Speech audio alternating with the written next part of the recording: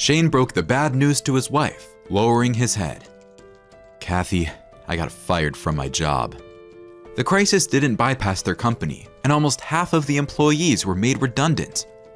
Shane's boss informed him that his services were not needed for the time being, and he couldn't be sent on vacation because no one knew how long the crisis would last or if it would end at all.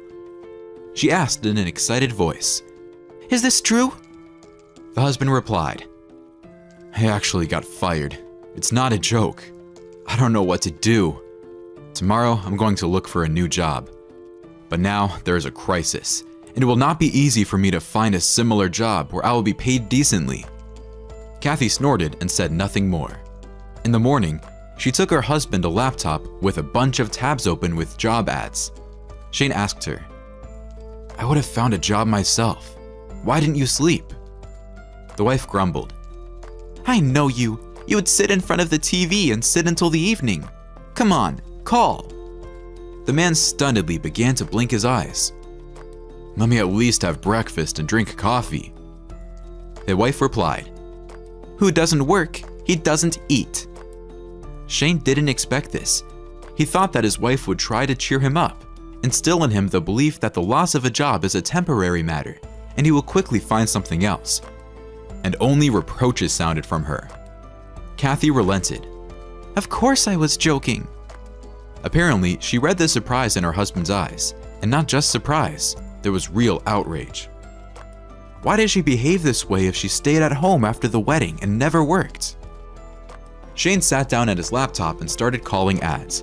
He was answered almost everywhere that the employee had already been found, but they forgot to remove the ad, and only in one place he was invited for an interview.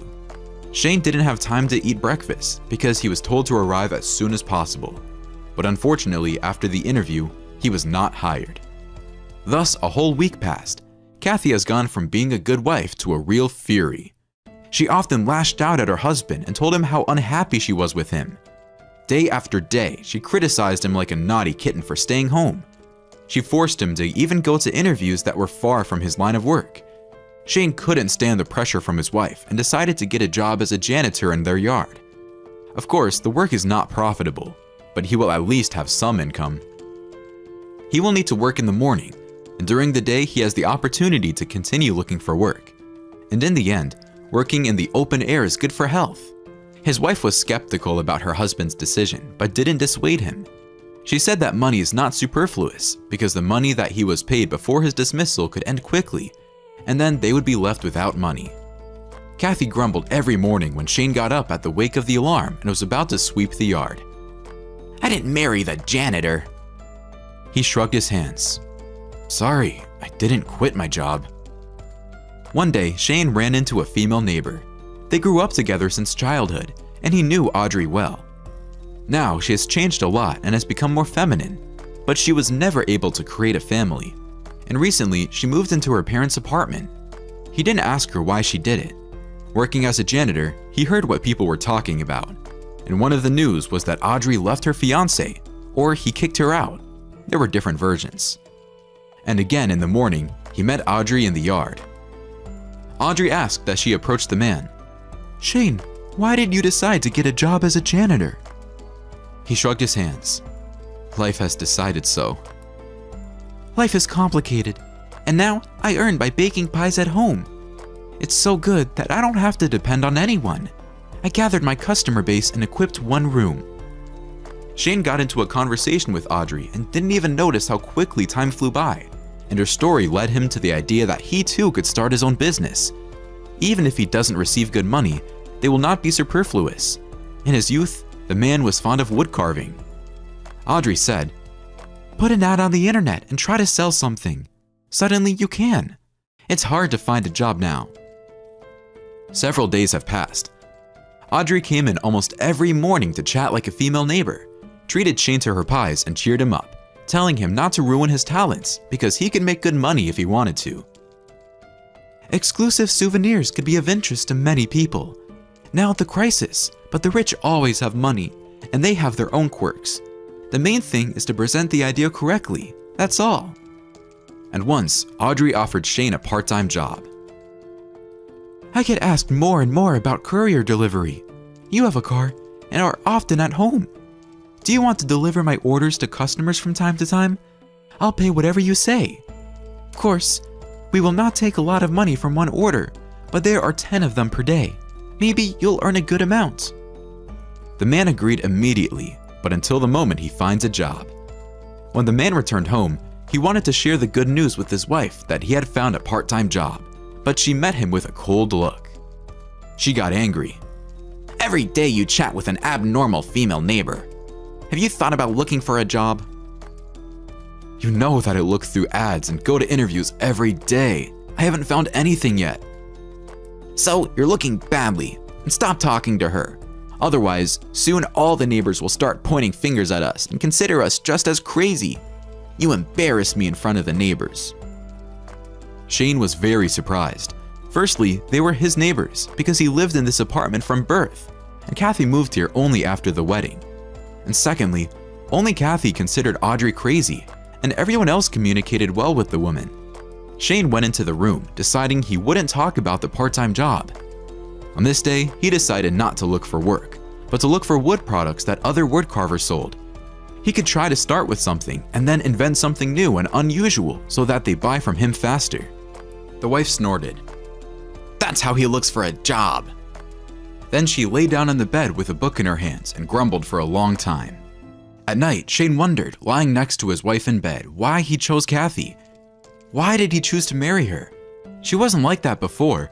Or did she behave differently because he was less likely to be at home and brought in a lot of money each month? However, he decided that his wife reproached him again for not looking for work. He would say that she too could get some work. The next day was spent traveling. There was a high demand for courier delivery, and the man made more money than he expected. Of course, this is not even enough for half a trip to the store because of the request of his wife, but it's still money. Kathy was already asleep when he returned, so there were no tantrums. The wife calmed down a little during the week that Shane helped Audrey with the delivery of baked goods, because the man gave all the money to her. But when the female neighbor had a day off, and the man sat down to work with wood, Kathy again ran into his office. "Don't you have anything else to do? When was the last time you were at an interview? And why do you like this crazy woman that you work for her and are nice to her?" Shane broke down and said, "Please don't talk bad about people you don't know at all. Audrey is a normal woman, and you with your royal manners." The wife was indignant. "What? How dare you say that to me? You've been sitting at home for almost a month." Shane was indignant, unable to keep everything inside. "I work, although I sit at home, and you have not earned a penny for our life together." He was tired of having his feet wiped on him. The wife should support him, not reproach him. "That's how. You can't earn money yourself. Now you want me to earn money in our family, right? And you're protecting her." Kathy ran to the closet and hurriedly tossed things into her bag. "I'm leaving you. You understand me? Poor janitor. Get out to your neighbor if you like her so much." Kathy jumped out into the entrance, being angry at the behavior of her husband, who dared to reproach her for being at home. He's a man, so he has to provide for his family, and she should stay at home. Mom always said that. Kathy couldn't stand it and called the neighbor's apartments. Audrey opened the door and froze in amazement. Audrey asked in a worried voice, "Did something happen to you?" Kathy said furiously, "Yes, it happened. Did you like my husband? Have you decided to caress and pity him? So take care of him then. I give him to you. I don't need that pathetic janitor." Audrey stood there, unable to understand anything, while Kathy hurried down the stairs. Several months have passed. Kathy couldn't live with her mother because she constantly said that her daughter needed to look for a job. After all, the two of them will not have enough of her pension. Kathy remembered how calmly and happily she had lived next to her husband, whom she hastened to divorce in the first month after her departure, and she decided to go to him. She did her makeup, hair, dressed up, and called a taxi. Kathy arrived at the house she had lived in a few months ago, unlocked the intercom with her key, and went upstairs. The husband changed the lock in the apartment, which the woman didn't immediately understand. She pressed the doorbell as she saw his car near the entrance. After a few seconds, Shane opened the door and looked at his ex-wife in bewilderment. Shane asked her, "Kathy, hello. Why did you come here?" "Hi, I wanted to know how you're doing. Have you got a job? I'm fine. I returned to my old job. The crisis is over. And how are you? Shane was in no hurry to let Kathy into the apartment, and she didn't like it. She was already beginning to look over his shoulder and think about how she could get him to invite her in. I missed you. A woman's voice was heard from the apartment. Shane, who's there? Kathy saw Audrey and turned pale with anger. What the hell was she doing here? And then she remembered that she herself, in a fit of rage, gave her husband to the neighbor. Kathy said, Quickly, you forgot me, and she is only glad that she got someone else's man. Shane growled, She's my wife, and I won't let you insult her. You understand me? Go your way. The free feeder is closed for you forever. Shane slammed the door in her face, and Kathy burst into tears, realizing that she had missed her happiness, not the man, but the money he provided her with. Audrey looked at Shane in surprise. She asked him, wide-eyed, A wife? I thought we were just… Why not? No one has ever supported me as much as you, and I only recently realized that I liked you a lot for a long time.